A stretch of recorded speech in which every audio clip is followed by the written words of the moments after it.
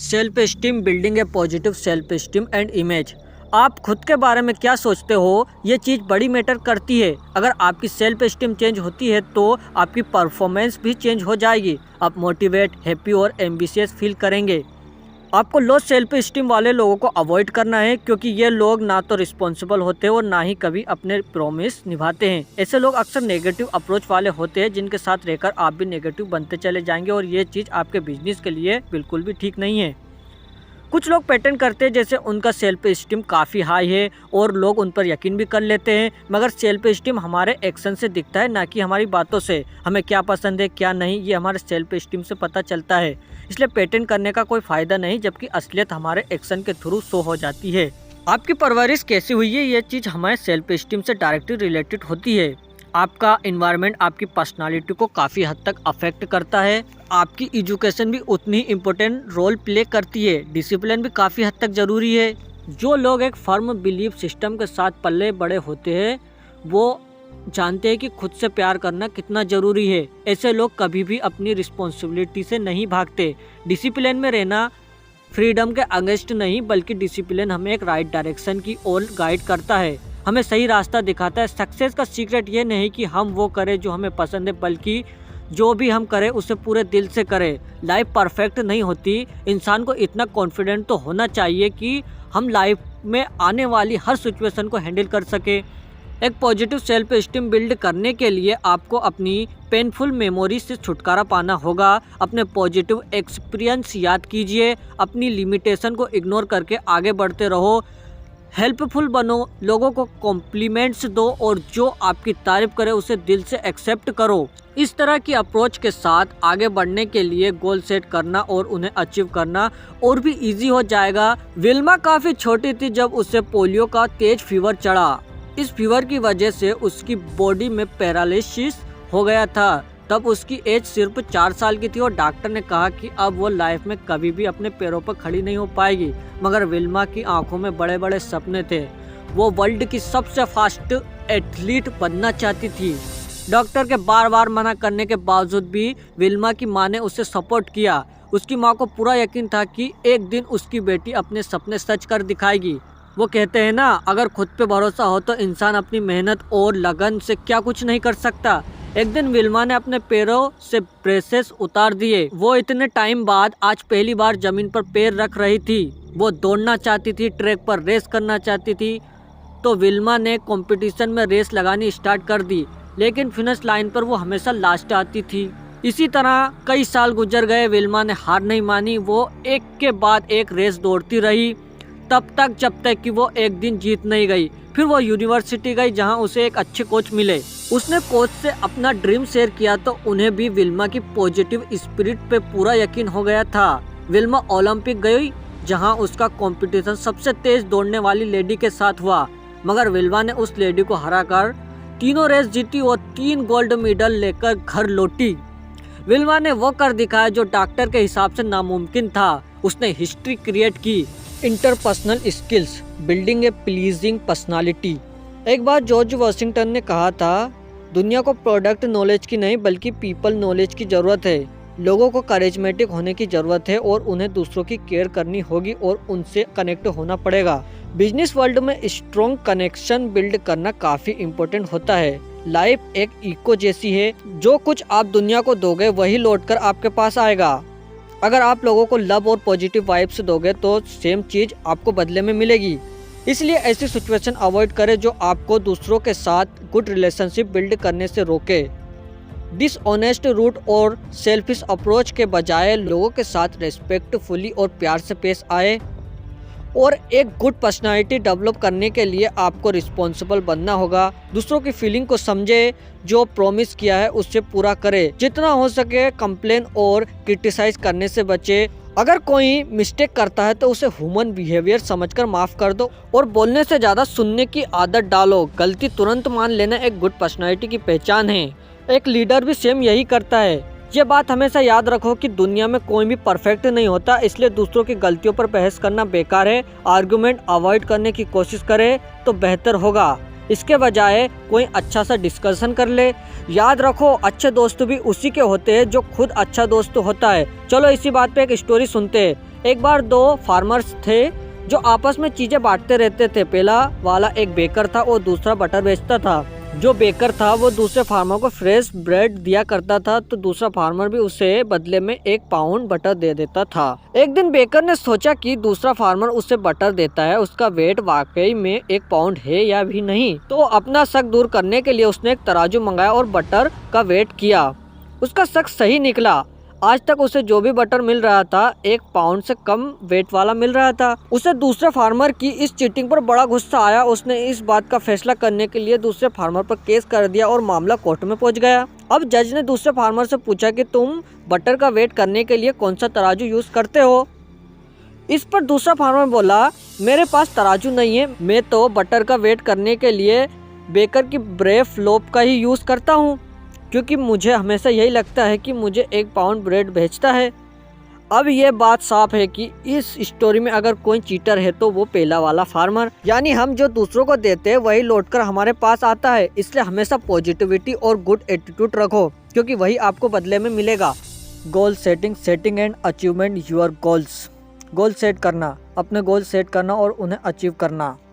जिन लोगों के पास अपनी लाइफ को लेकर कोई क्लियर विजन नहीं होता, उन्हें मंजिल कभी नहीं मिलती। ऐसे लोग लाइफ टाइम बस यहाँ से वहाँ भटकते रहते हैं। गोल सेट करने और ड्रीम को विशेष पूरी करने में काफी डिफरेंट है। ड्रीम को स्पेसिफिक डायरेक्शन की हमेशा कमी होती है, लेकिन सक्सेस के लिए गोल सेट करना बहुत जरूरी है। अगर आपको मालूम नहीं है कि लाइफ में आपको कहाँ जाना है तो आप कहीं नहीं पहुँच पाएंगे।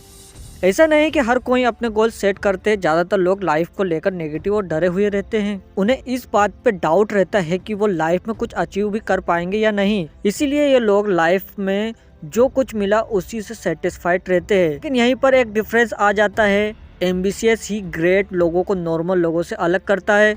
आपको ये पता होना चाहिए कि आपको गोल्स स्मार्ट होने चाहिए। इस तरह के स्पेसिफिक स्टेटमेंट जैसे why, what do you build a 6 pack. साथ ही आपके गोल्स मेजरेबल भी होने चाहिए ताकि आप अपनी प्रोग्रेस को ट्रैक कर सके। इसलिए ये रियलिस्टिक और अचीवेबल होने चाहिए। ऐसा कोई गोल सेट मत करो जो इम्पॉसिबल हो, जो आपके लिए मुश्किल हो। फाइनली आपके गोल्स एक टाइम लिमिट में बाउंड होने चाहिए। जैसे कि अगर आपको 6 पैक बनाने हैं तो खुद को 6 महीने का टाइम दो। तो शॉर्ट या लॉन्ग टर्म दोनों टाइप के हो सकते हैं। कभी कभी लोग जब किसी खास गोल पर फोकस करते हैं तो अक्सर वो इतना इन्वॉल्व हो जाते हैं कि बाकी चीजें भूल जाते हैं। मगर हमें ध्यान रखना है कि हमारा काम और लाइफ के बीच में बैलेंस बना रहे। आपको अपनी हेल्थ और फैमिली को भी ध्यान में रखना है। फोकस बनाए रखना अच्छी बात है, मगर लाइफ में एंजॉय करना भी उतना ही इम्पोर्टेंट है। फ्लोरेंस च्वादिक की स्टोरी को लेते हैं। फेमस तैराकी थी, उसने इंग्लिश चैनल को क्रॉस कर लिया था और अब उसके सामने सबसे बड़ा गोल था। फ्लोरेंस ने सोचा था कि वो अब कैटलीना चैनल को क्रॉस करेगी। पूरी दुनिया देख रही थी कि वो कोल्ड और कोहरे की चादर को चीरते हुए आगे बढ़ती जा रही थी। यहाँ तक कि वो रास्ते में आने वाली शार्क फिश से भी नहीं डरी। वो लगातार स्विमिंग करती जा रही थी, मगर उससे कोहरे की वजह से लैंड नजर न आ रही थी। फाइनल वो इतना थक गई कि उसने गिव अप कर दिया। मंजिल के बहुत करीब पहुंचकर उसने लास्ट मोमेंट पर हार मान ली थी। ये सिर्फ इसलिए हुआ क्योंकि फ्लोरेंस का विजन क्लियर नहीं था। इसके करीब 2 मंथ्स बाद फ्लोरेंस ने फिर ट्राई किया और इस बार उसे जीत हासिल हुई। उसने मेंस वर्ल्ड रिकॉर्ड 2 घंटे में रेस जीती। ये स्टोरी हमें क्लियर विजन की इम्पोर्टेंस बताती है। अगर आपको अपना गोल ही क्लियर नहीं दिखेगा तो आप मंजिल तक पहुंचने से पहले ही हार मान बैठेंगे। Values and vision, doing the right thing for the right reasons. हम कैसे पता करें कि हमारे वैल्यू सिस्टम राइट है या नहीं? हम कैसे जज करें कि हम जो कर रहे हैं वो सही है या गलत? लेकिन ये बड़ा ट्रिकी क्वेश्चन है, क्योंकि वैल्यूज सब्जेक्टिव होते हैं। क्योंकि हर कोई अपने पर्सपेक्टिव से दुनिया को देखता है, तो हम कैसे डिसाइड करें? ऐसे 2 टेस्ट है जिनसे आप अपने वैल्यूज चेक कर सकते हैं। एक टेस्ट है जिसे मम्मा टेस्ट बोलते हैं। अगर आप कुछ कर रहे हो तो खुद से पूछो कि आपकी मम्मी इस काम के लिए प्राउड फील करेगी या नहीं। अगर वो करती है तो आप सही रास्ते पर है, और यदि वो नहीं करती है तो आपको पता है कि आपको कहाँ चेंज करना है। दूसरा होता है डैडी टेस्ट। ये भी सेम मेथड है, बस फर्क ये है कि इस बार आप खुद को एक फादर समझे और सोचे कि आपके बच्चे आप पर प्राउड फील करेंगे या नहीं करेंगे। यदि वो प्राउड फील करते हैं तो ठीक है, नहीं तो आपको पता है कि आपको कहाँ चेंज करना है। अगर आपका वैल्यूज रॉन्ग है तो आपकी लाइफ मेजरेबल हो जाएगी, क्योंकि वैल्यूज आपके अस्तित्व की पहचान है। इसलिए आपको उन्हीं से स्टार्टिंग करनी होगी। आपके राइट वैल्यूज आपकी लाइफ को एक पर्पस देंगे। जब आपको अपनी लाइफ का पर्पस मालूम हो जाएगा तो आपका विजन भी क्लियर हो जाएगा। आपको पता होगा कि आप किस डायरेक्शन में जा रहे हैं, वहाँ आपको क्या मिलेगा। एक क्लियर विजन गुड वैल्यूज से ही बिल्ड होता है, जो आपकी लाइफ को राइट रास्ते पर लेके जाती है। किंग मिडास को गोल्डो से बड़ा प्यार था। जितना उसके पास गोल्ड आता उतना ही उसका लालच बढ़ता जा रहा था। उसने हर जगह गोल्ड ही इकट्ठा कर रखा था।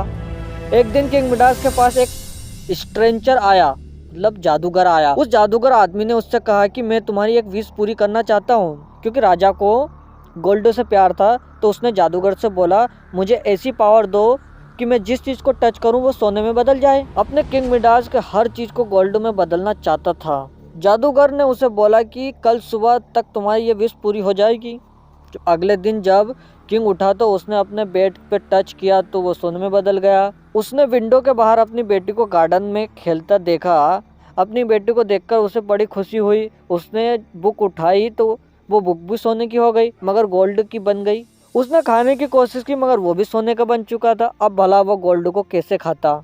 राजा भूख से तड़प रहा। सबसे बड़ा नुकसान उसका तब हुआ जब उसकी बेटी उसकी गोदी में आकर बैठी और उसने बेटी को छुआ तो वो भी सोने में बदल गई। का रो रो कर बुरा हाल हुआ।